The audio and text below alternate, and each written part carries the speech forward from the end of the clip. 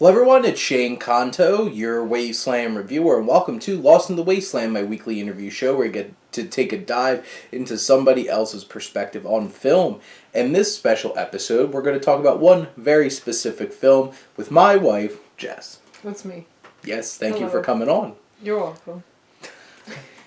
And as we've gotten through all three sets of the questions that I have for everybody on Lost in the Wasteland, one of my questions from the last interview is, what would be your film curriculum if you were able to teach a class? And Jess, what was your curriculum? It had Stagecoach in it, Shane. Thank you for asking. It started with Stagecoach and went all the way to modern times in terms of Westerns. Oh yeah, I said it was Westerns through time. Yep, and Jess and I are a huge fan of Westerns, and I thought this was a very interesting place to start, as this is one of the earliest, most iconic Westerns. This is Stagecoach, directed by John Ford and starring John Wayne. And this is Classic John and John. John and John. This is one of the many collaborations that John Ford and John Wayne did together. And this film is an iconic Western, is one of the classics by many people's measure, including it being nominated for 7 Academy Awards and winning 2 of them, including this one Best Supporting Actor for Thomas Mitchell, who was like the drunken doctor, who showed up in a lot of things in this time period, whether it was It's a Wonderful Life or this film. It won Best Music, as we were just listening to a clip.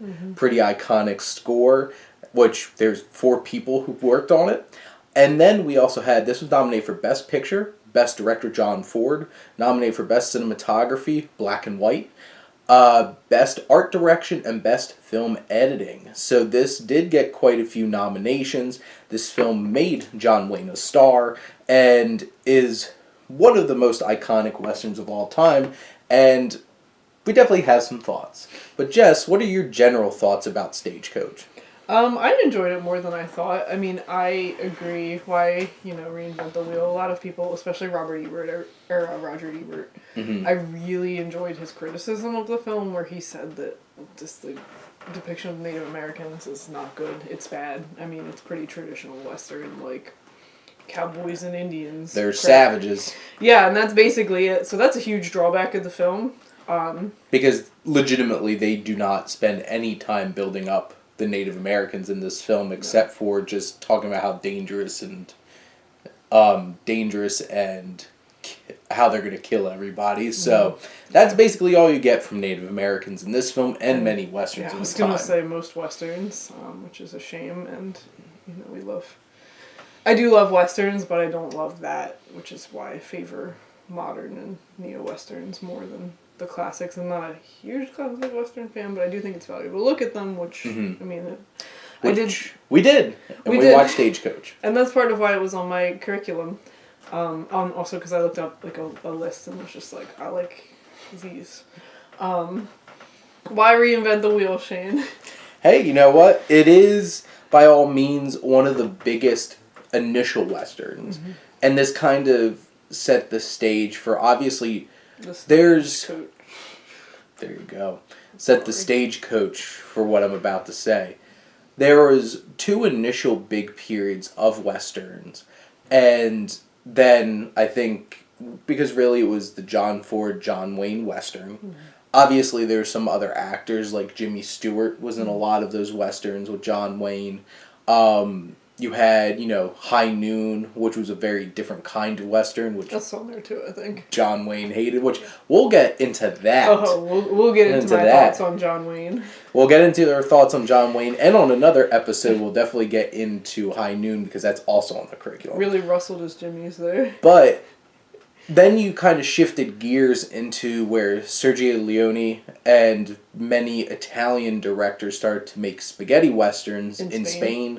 And you had Clint Eastwood born to be the new bearer of, like, the Western. And even as he evolved past spaghetti westerns and started doing his own westerns, I feel like that era of westerns kind of died with Unforgiven, which will also be another film on this curriculum. It's a revisionist western, isn't it? It would be considered a revisionist western.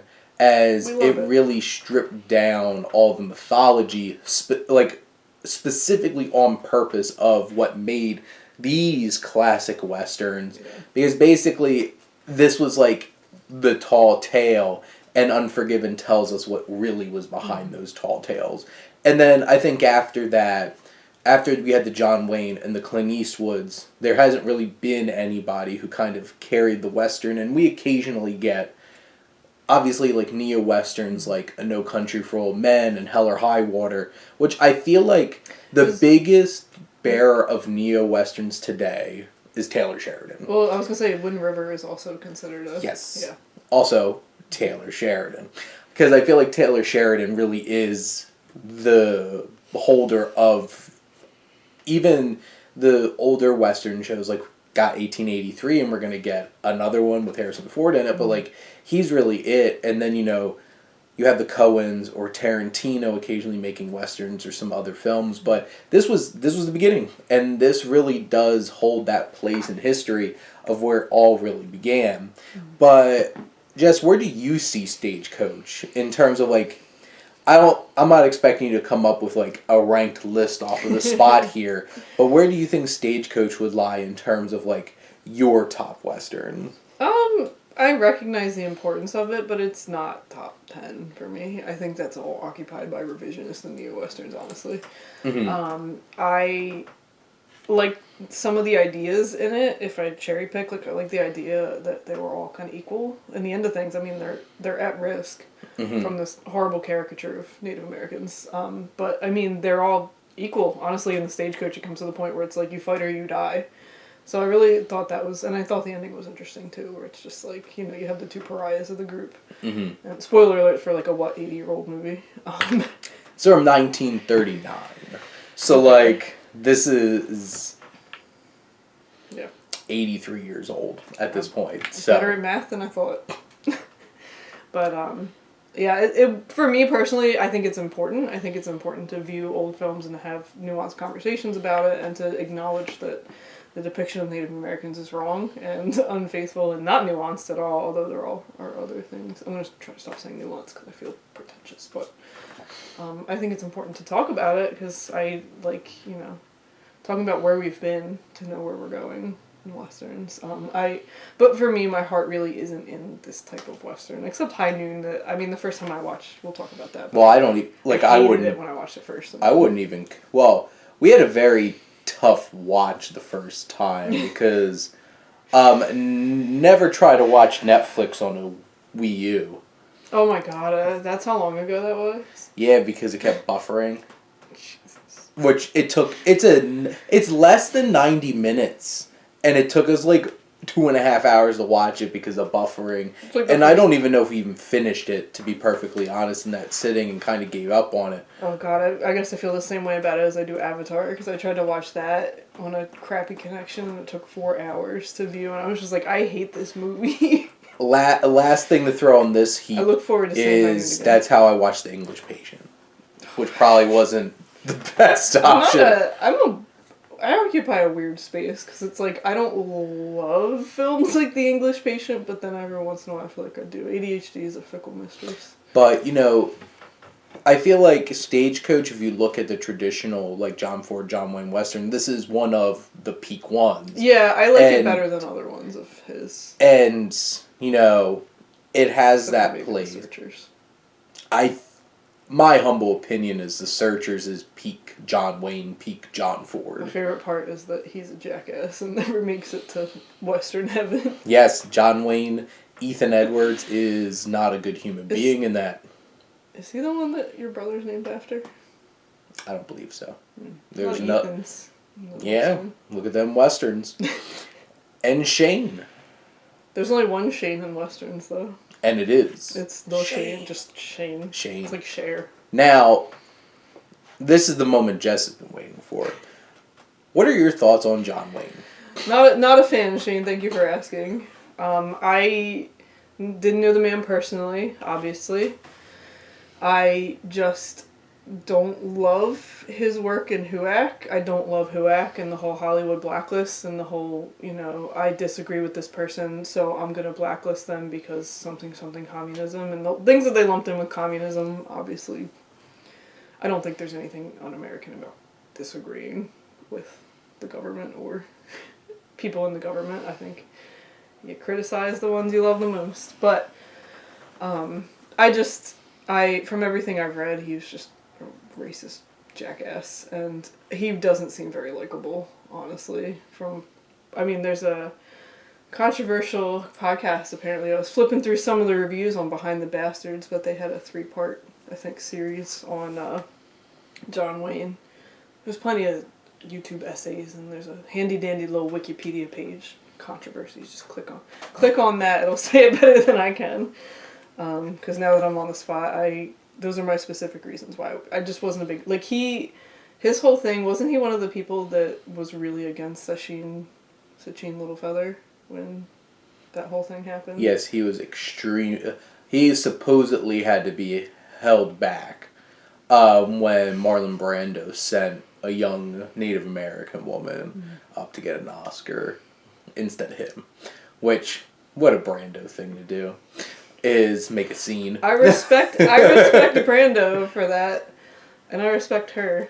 I do not respect him. I think you're an adult. You can act like one. He didn't, but you could. One could. I also have an issue with the Genghis Khan thing, but he definitely wasn't in that alone. And I believe he also died from lung cancer after aggressively smoking for many years, which sucks. Yes. Cancer's terrible. Which they portrayed in The Shootist. I'm trying to think of things I know about John Wayne. I like The Shootist a lot. My perspective on John Wayne, at least from on screen, is that he wasn't the most versatile actor. He was a movie star. He was this big, swaggering presence, and he played that well. And he did that in westerns. He did that in military films, because you have Green Berets, which was his pro-USA Vietnam film, which is the only film that kind of portrays Vietnam in that way, to be honest. It's propaganda. For the most part. And then, he was in Longest Day about D-Day. But, he has a very specific line. And what I appreciate most is The Searchers, because he pushes over that line. Mm-hmm. And he does something different. Because, no matter how you agree with him or not, in his films, he's portrayed as a hero. Mm-hmm. No matter what. Except The Searchers, where I feel is interesting. And even, his portrayal of Rooster Cogburn is trying to be that again. But especially in comparison to what Jeff Bridges does in the Coens' True Grit, it's just John Wayne acting a little drunk with an eye patch on. Hashtag not my Rooster Cogburn. Which we'll talk about True Grit, the Coen brothers version, on a future interview here, because that's part of the curriculum. There's other issues with that film too. Glenn Campbell was an odd choice. No offense to the young actress who they cast. She has nothing compared to Haley Steinfeld. She's more like a damsel in distress too. That's just not how she is in the book. I'm a big fan of the novella. She's plucky. She's tomboyish. She's 2000. True Grit is straight. The Coen Brothers adaptation is straight up No Country is a straight up adaptation. We love that. And I think John Wayne has similar to some other actors. We have actors today that are movie stars, The Rock, and he'll always be The Rock to me. The Rock in a khaki suit to go in the jungle. Yeah, exactly. Dwayne Johnson is not the most versatile actor, and you know what? I hope he proves me wrong, but to be honest, he does his thing, and he does it well. If I were getting paid millions of dollars to do one thing, I sure as shit would. And John Wayne does that. And now, I know you alluded to this, Jess, but how do you feel Stagecoach has aged in the past 83 years? I'm going to say parts of it well. Mm-hmm. I did the archetypal themes of the main characters. Again, Native American portrayal was bad back then. Mm-hmm. It's bad now. Even worse now. Yeah. Like 80-something years later, it's really bad. Yeah, like, it's just not. Even there's no like Roger Ebert said, there's no acknowledgement that their land was being taken from them, that they were being summarily murdered. Nothing at all. It's just them Apaches coming after us, Geronimo. Like, there's no nuance. It's basically like, look, these frontier people want to go out into the frontier and stake their claim. It's ours, and we'll do better with it. But, not saying anything to the fact that, like, that land was claimed already. Well, it wasn't. Yeah, it's just it wasn't theirs to take. Yeah, really. Like, it was already inhabited, and the film is not nuanced in the way that it portrays that. It's interesting and nuanced in the way that it portrays the main characters, which... It's equality among white people. Yeah, I think that's a interesting perspective, because I feel like that in itself is impressive for 1939. But, in context, it hasn't aged well, and you don't have something like Hostels, where you spend the whole entire movie with Native American characters along with the white characters, and really get to know them. Like, they literally only show up to attack, and that's it. Mm-hmm. So, and even from a writing perspective, that's not even great antagonists. It's just like, it's just not interesting. It's the monstrous other. Yeah. To go back to my college classes that I haven't thought of until right now. Now, do you have a particular favorite character that stood out to you in this film? I enjoyed the drunk doctor, because he was a good time, and also the guy, not Curly, the other driver. He was a good time. That just yelled and told a lot of jokes. What was his name? Looking up the characters here. I am really not good with character names. Because we have Ringo Kid, which is John Wayne. We have Buck. No, it wasn't. Yeah. Buck. Okay. Buck. Yeah. That sounds right. Buck was a fun time. He was one of the carriage drivers, and he was up there with one of the lieutenant guy. I'm notoriously bad with faces, and Shane is notoriously bad with names. So together we make one person able to identify. Marshall Curley was the one who was up there with Buck the whole time. But so Buck. It was a good time. Dr. Josiah Boone, played by Thomas Mitchell, which he had a lot more depth than just being a drunkard and this. He was a fun time, and this movie's legitimately funny. He sobers up too. Yeah, and he has his moments where he needs to step up, and he does. And there's... That's how I live my life. Just because goofing off until I am needed.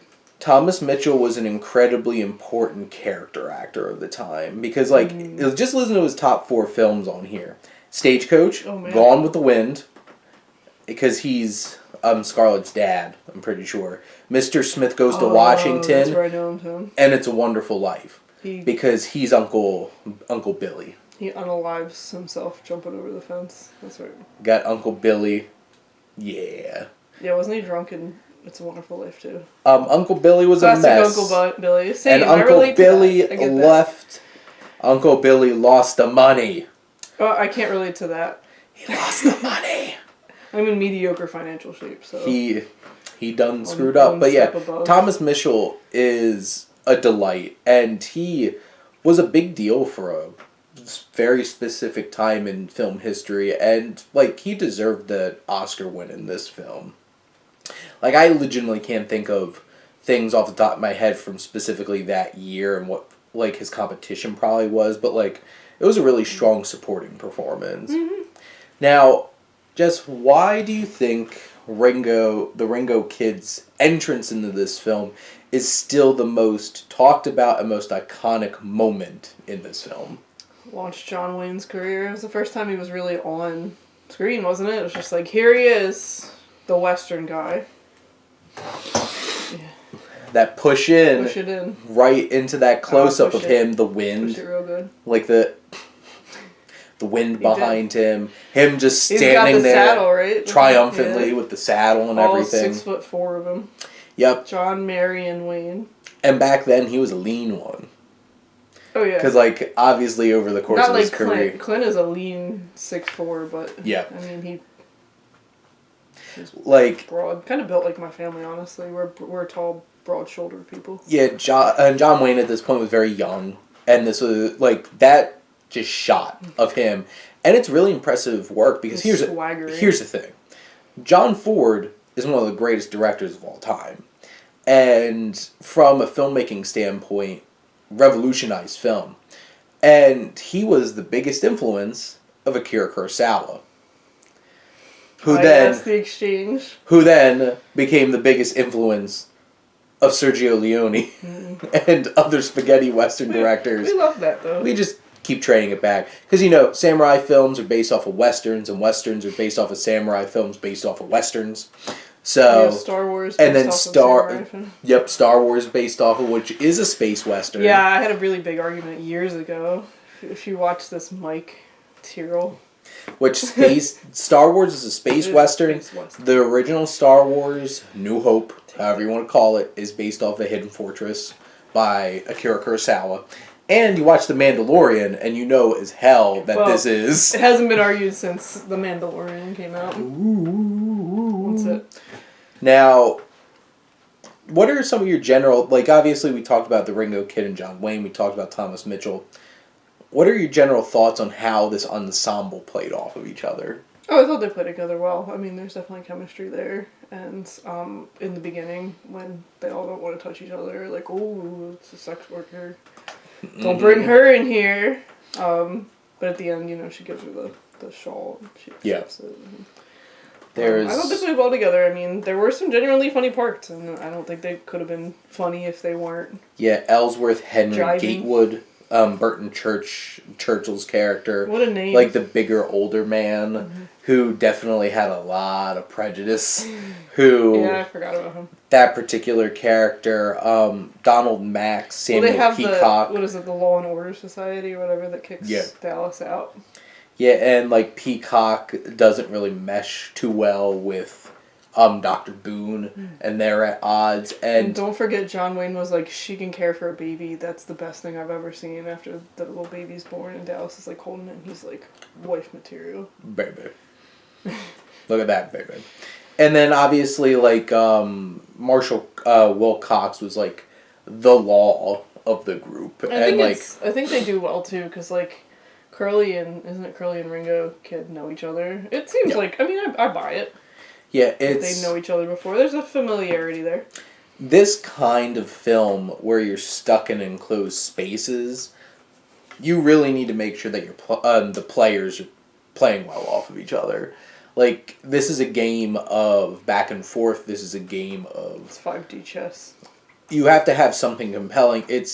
And, you know, even Westerns today do this kind of thing. Like, that's the whole entire idea of The Hateful Eight.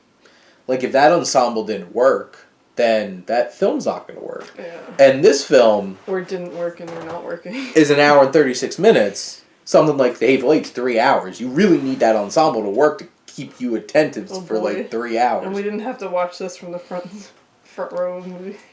Yes, front corner. There was a lot going on at that time too. It was an interesting time in life. Interesting viewing of it in 35 millimeter, right? It wasn't 70 millimeter. 70 millimeter, twice as much. It was a beautiful. That was an experience getting to see that in a theater at that specific roadshow format that Tarantino was throwing out there that had like 15 minutes extra of like just landscape shots, which are just like beautiful. But like, speaking of... Some of the best parts of the Western. Yeah. John Ford was the one, took Monument Valley and made it into a character all of itself. And that became such the most iconic visualizations of Westerns for decades to come. Supremely shot. And it wasn't until you got those Spanish filmed Westerns where you didn't see that kind of landscape. Because, like, Spain's just different. It's not like the Western United States. Yeah, it's arid, but it's not the same. And those kind of visuals, you have this group, even, like, a Stagecoach tale, like, from Ballad of Buster Scruggs that the Coen brothers did. Because, you know, the Coens are students of the game. They are film buffs. They were film students. They went to film school with Sam Raimi. And you had this whole entire anthology, and there's definitely influences for that last creepy Stagecoach ride that went from Stagecoach. What was that called? I don't remember. I don't know. Brendan Gleeson was in it. Love Brendan Gleeson. And in terms of, do you buy the romance that is in this film between Ringo Kid and Dallas? Like I said, I mean, it was like he seemed kind of into her, I guess, pre the baby thing. Then he was like, oh yes, wife material. Like, I want to have my child with that there lady. I wasn't invested in it, but sure. Yeah, it's not the most important part of the movie to me. No, and the interesting thing is Ringo's not the main character. So, like, him having this side plot romance also is, like, okay. She didn't seem too into it either, to be honest. I feel like, unless it's a straight-up rom-com of this era, romances, a lot of the time, don't really work for me. And, like, I'm trying to think of, like, a Western where I was really enthralled by a romance in it. Slow West. That's a great one if you haven't seen that one. That's only like 80 minutes too. Yeah, which is funny because I was like, oh yeah, that's like a 2-hour movie. No, it's not. It's quick West. Yeah. And specifically, and I'm not even talking about the those signals flying between Ethan Edwards and his sister-in-law and Isn't there a minor Searchers. Isn't there a minor romantic subplot in Tombstone? Yeah. It's not. Yeah, well, no, it's a big part of the movie. I mean, you're like, let me see that shootout. Pew pew. Yeah, I want to see more of Kurt Russell's mustache and him. It's a good mustache. Him like, I'm gonna bring hell upon you. Also doing a John Wayne impression a lot of the time. That's a great thing to read about in terms of revisionist history too. Is the shootout the OK Corral. Tombstone. You could watch Tombstone, or you could watch Wyatt Earp starring Kevin Costner. Wyatt Earp, I believe, was one of the first people to sell his Wild West story to Hollywood, which is why there's a lot of media about him. Because he went straight to Hollywood and was like, "Here's what happened. Don't look any further. It's fine. This is what happened." Because that happened late enough that he could go to Hollywood and he be stuck like, around a long time. So, but yeah, romance not great, but. Jess, what makes this a classic of the Western genre? Well, I think we've been touching on it this whole time, that it's the first real, big sweeping Western that I remember. Don't quote me on it. Clickety-click on Wikipedia and look that up. But it's the first one that in time I can remember. And also it launched John Wayne's career, and like him or dislike him, obviously I dislike, but he had a big influence on Hollywood in general too. I mean, he, like I said before, he had Huac, he had influence, he had power and clout, unfortunately. But yeah, I think it's important for that reason, and because there's a lot of stuff. Like you said, the shots of Monument Valley are beautiful, and I'm sure they were hard to do back then. They're probably hard to do now. It launched one of the most important collaborations in the history of cinema between John Wayne and John Ford, and didn't they fight each other? Well, John Wayne apparently was afraid of John Ford. Because John Ford dressed him down. And, like, John Wayne being the stature that he is, being afraid of somebody is very interesting, in that John Ford, who was in World War II filming on those beaches and everything. He had a lot of influence too, so I'm sure if he really effed around too much, he would have easily found out. So. But, it was one of the first great collaborations, which you got Akira Kurosawa and Toshiro Mifune, and which both of them are like a ridiculous amount of movies. Like even today, you're like, look at De Niro and Scorsese, and it's like 10 movies. Those are like dozens, but it was a different time then. They made hundreds of movies. Just like popping them out. Yeah, well, there were a lot of B movies too. Wasn't that like where the term B movie came from? They had like the A stages and the B stages. I listen to You Must Remember This. She has. Yes, a B movie does not mean she goes into that. That it's lesser quality. It's just different stage, I think. It just wasn't like the headlining thing. That's when they threw all the genre pictures out there. I think they had less of a budget too, or like a different. I don't know. Listen to You Must Remember This. She goes into it. But Jess, do you have any final thoughts on Stagecoach? I think it's important to view and discuss, but problems exist with the film and John Wayne. As much of you watching something really late in history, you know, it happens. But this definitely is one of the most important westerns of all time. It really was a launching off point for two of the biggest figures in westerns with Ford and Wayne. So if you haven't checked out Stagecoach, you could check out the lovely...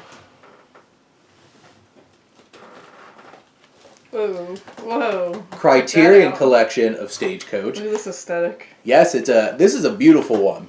I am a huge fan of this Stagecoach cover, and good. For some reason I wound up getting an extra copy of it and gave it away. But Jess, thank you as always for coming on. I'm contractually obligated. Thanks. You're welcome. And thank all of you out there for tuning in and supporting your Wasteland Reviewer.